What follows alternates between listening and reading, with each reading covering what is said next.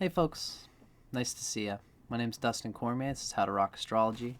Continuing our reading of Light on Life. Today is going to be, we're still in chapter 4, talking about the grahas. This is the subsequently coming after our video on Dig Bala. It's a quick little word on Shad Bala, which is the 6 strengths from which Dig Bala is derived.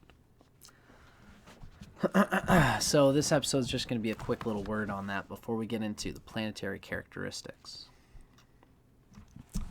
Shad Bala, the 6 strengths, is the name given to a group of mathematical formulas which are often used in Jyotish to generate precise numerical values for each planet's overall strength. Everything we've just talked about is just getting at the surface, just getting started with how to define the true strength that a planet is going to express or have the capacity to express in a person's chart.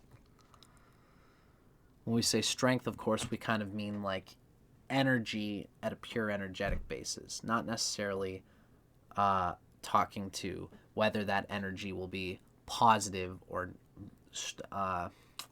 healing, integrated, healthy. It's just purely force. What you will do with that force has to do with many other things in the chart. But for now, we are just talking about planetary strength. Shad Bala is a series of mathematical formulas which define precise numerical values for each planet's overall strength. And it gets quite complex and quite thick, I can assure you. There's a reason why they don't talk about it in this book. It could take volume unto itself just to underline all the potential. Like really, as Ernst Wilhelm has often said, Shad Bala is an astrology unto itself. You could take the Kala software, and you know what? Just for the heck of it, I might just show you what Shad Bala kind of looks like, and how it kind of how it unfolds itself. So this is my Kala software here. This is my own chart, and as we see, the Kala chart is of course a software created by Ernst Wilhelm. I highly recommend it. He's a tropical Vedic astrologer like me. This is, no, that's the Vargas. What am I looking for here? Shad Bala. So this is an example of 6 different measures for each of my planets. Here's the planets up here, and all these little figures are describing various different types of strength for the planets. Sthana Bala relates to, like, each one of these is a certain measure. I believe Ucha Bala is closeness to exaltation. Directional Bala has to do with whether a planet is in its proper directional.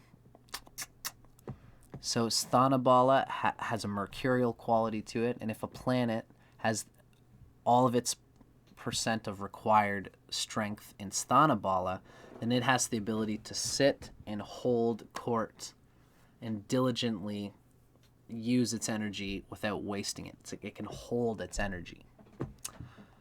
Dig Bala relates more to Venus and has to do with whether this earthly incarnation unfolds the doors for you to use this planet at its best potential. We just talked about Dig Bala in our last episode. Kala Bala has to do with time. You could have the year, your planet could be, you could be born in the year which rules your planet. You could be born in the month which your planet rules, is what I'm trying to say. You can be born in the day which your planet rules. You can be born in the hour which your planet rules. Ayana Bala has to do with a planet's relationship to the summer solstice, whether it's close to Cancer or Capricorn. Chesta Bala has to do with retrograde motion, with the speed of a planet. So, these are all things that have to be considered and are considered when you're trying to define and determine the true overall strength of a planet.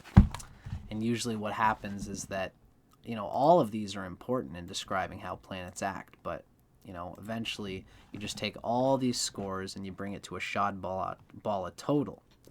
And then in each person's chart, you can see which is the least powerful. I'm embarrassed to say that my poor, poor, poor sun, even though I'm a Leo rising, my sun has the lowest Shad Bala. You can take that with however many grains of salt you wish, but it is what it is. I got lots of good stuff in my chart too. Everybody does, you know. I'm very proud of my Saturn. Saturn is my strongest Shad Bala planet in my chart. And as Ernst Wilhelm has said in his Graha Sutras book, the planet which has the highest Shad Bala is kind of like, in my own words, it's kind of like the secret weapon. It's something that you can use to constructively ground and press huge amounts of energy and willfulness if you want to. Hopefully it's going to be put in a good place wherever it is. Ultimately, if it's got this Shad Bala strength, then it's probably is strong. Although again, it's not necessarily the case. This is purely strength we're talking about. In my case, my Saturn is in the 7th house in Aquarius. That's why I'm proud to even talk about it. But anyway, we're not here to talk about you, Leo rising. We're here to learn the lesson. Sorry, guys. But, you know, so this goes to show you how complex Shad Bala is. And if you know me, you'll know how much videos I've been putting out, how much work and effort I put into everything I do. And that's reflected in the fact that Saturn has great Shad Bala here. I think, you know, that's a bit of a subjective grasp, I guess, but I digress. I'm just giving you guys an example of what the depths of Shad Bala looks like. Shad Bala calculations, which require familiarity with many technical aspects of Jyotish, are very time-consuming when done by hand. I can only imagine, God. Even when calculated in full, the planetary strengths obtained still require interpretation. Like I was going through each of them. Sthana Bala means a certain thing. Dig Bala means a certain thing. Kala Bala means a certain thing. Although the modern mind leaps towards anything which promises mathematical quantification, the interpretation of Shad Bala results is not precise, and it's even debated. You know, Kala Bala is something that even Ernst Wilhelm put the best he could, but there's still so much data in Jyotish astronomical texts that were scattered in the medieval ages that need to be reaffirmed in defining what makes the year planet, what makes the month planet, what makes all these, you know, lots of Shad Bala is still controversial as to how to calculate and measure them. So consequently, many Jyotishis in India accommodate the general Shad Bala methods without going through all the cumbersome calculations by extracting such criteria as exaltation, debilitation, and directional strength, all of which are major portions of Shad Bala, which we've already described, from their numerical matrices and all the other little details and all the other parts of Shad Bala. Essentially, they took what they thought was the strongest influences, kind of cut out the other crap so that they could focus on what's more important, quote unquote. Although, if there's something that could obstruct a reading in all those little details, all the little details add up to a big thing. And this could be a mistake if you're an astrologer who is neglecting something in the Shad Bala sense. You're trying to read and someone's got, like, you know, their moon only has 80% of their, maybe they've got 100% of their total Shad Bala, but the moon for some reason has only like 70% of its Ayana Bala or its Kala Bala as well. And those two things damage the moon in a specific way that is affecting the client at hand. And it's, you know, you're looking at all the other factors and it looks like the moon should be okay, and you're thinking, like, you know, what the heck did I skip over? Just shows you more the complex nature of astrology. So while this book does not concern itself with the mechanics of Shad Bala mathematics, it does address Shad Bala's fundamental principles. And that's why we took a little word on what Shad Bala is in this recording. There's lots more to be said about it. I recommend the work of Ryan Kirksack. Again, he's got a great book that talks a lot about Shad Bala. I recommend these two books in general. These are by my teacher and his teacher, Ryan Kirksack and Richard Fish. This is Art and Science of Vedic Astrology, Volume 1, and Art and Science of Vedic Astrology, Volume 2. And it's in Volume 2 that Ryan actually goes through all the different parts of Shad Bala